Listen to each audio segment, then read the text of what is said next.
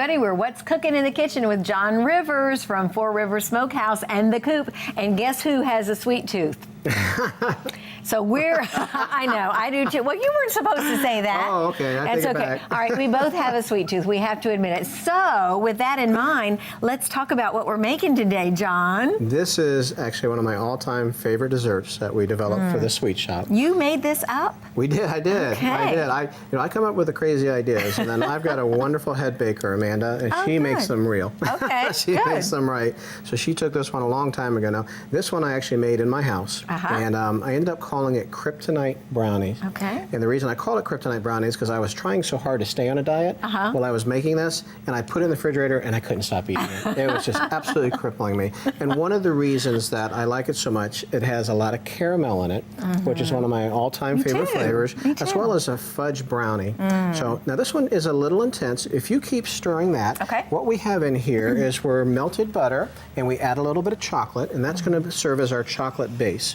So that's going to get nice and smooth. Now, one trick about making brownies is that when you do it, sometimes they're really hard to get into the pan to actually pull out and cut. So we're going to do a trick. You can either use parchment paper, or you can use aluminum foil, and just put them into your brownie pan, okay?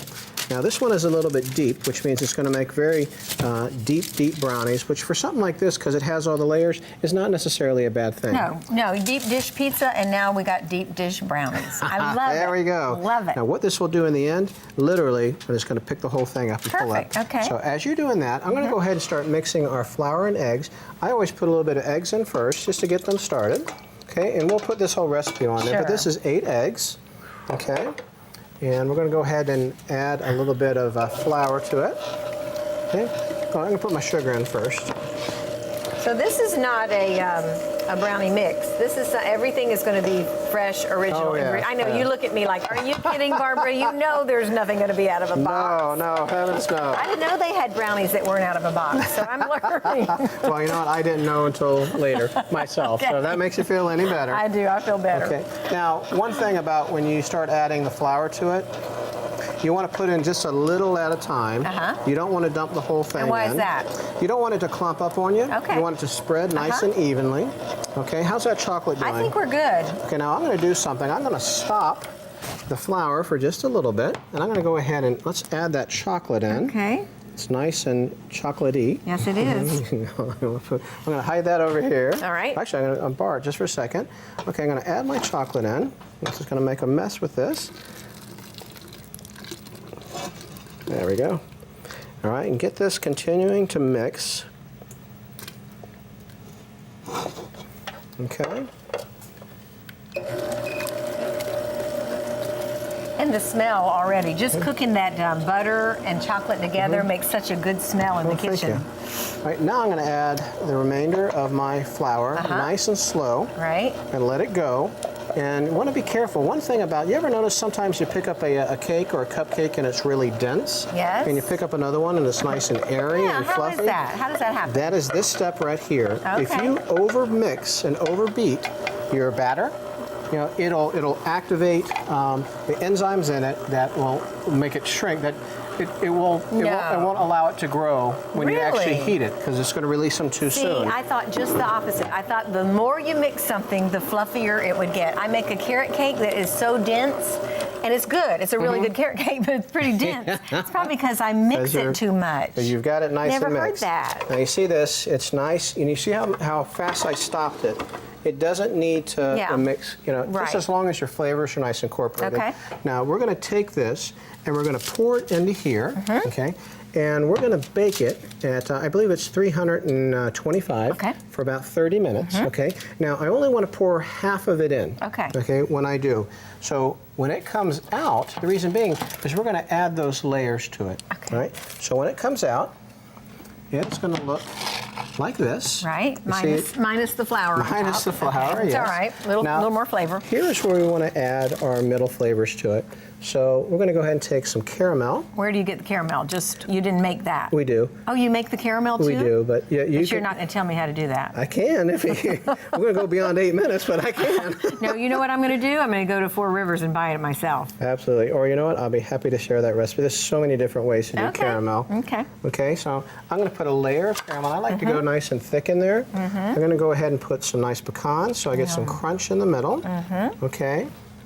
And I'll go ahead and put just a couple of chocolate pieces in so they melt. Now people get very concerned. They say, well, I'm going to bake this a second time once I take the remainder of my batter, which I made earlier, and I'm just going to spoon that over the top, so it covers it. So this is just a chocolate mixture that you've made ahead of time, you said. This is actually the batter that we've made. That is the batter. Yes. Okay. Yep. Okay. And it's just been sitting for a little bit, so it gets nice and hard like this. Gotcha. Okay. And allows you to spread it. So you take it and you spread it nice and even. Okay. And you are a perfectionist, so I know that bothered you when that little glob. Yes, it did actually, very much I so. have watched you cook enough years now that I know you're not happy with that. That's okay though. Yeah, we would clean that up before it went out. He's rushing because of the time constraints that we have. So now I'm going to go ahead and I would bake this a second time. What about the Heath bar? We don't do that yet? Okay, that's a great question because I know you like Heath bars so much. I was hoping you'd forget about the Heath bar so I could eat it by itself. It's going to bake a second time. Okay. Okay. Okay, it's going to come out nice and pretty like this. Yes. And what you see is while it's still hot, we're actually going to take some chocolates and put it on there. We're going to go ahead and take some more pecans and your knife. And nice. I'm going to put some extra, matter of fact, Heath bar on the top for you. Okay, now the benefit of wrapping it. Yes. I'm going to take this out just like that. Okay. I'm going to lay it down. And the important thing about this, because it's so gooey, you have to allow it to cool. Yes. You know, which is the hardest part. Yes. Is to wait. Right. Right. And you know, but you see the different layers and see how nice and put together that is and even. So we're going to cut into it.